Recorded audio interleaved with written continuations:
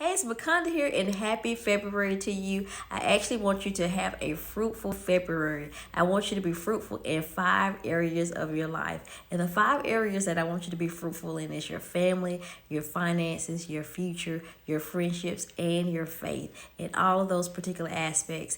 In Psalms 1 verse 3, it says to be like we're like a tree planted by the rivers of water that bringeth forth its fruit in due season. Its leaf does not wither, and whatsoever he does, he shall prosper. So I want you to be prosperous and abundant in every area of your life, but specifically those 5 areas I want you to be fruitful in. In your faith, it says faith without works is dead. So continue to put in the faith, continue to put in the works. I remember one of my friends told me one time, work like it all depends on you and pray like it all depends on God. So that's another area that I want you to be fruitful in. I want you to be fruitful in your finances. The word of God says, give and it shall be given unto you. Good measure, pressed down, running over, and men will give back into your bosom. So continue to plant seeds each and every day by giving and sowing. And as you continue to sow, you'll continue to reap a great harvest. So continue to sow, continue to give love. Just continue to just be fruitful in that particular aspect. Be fruitful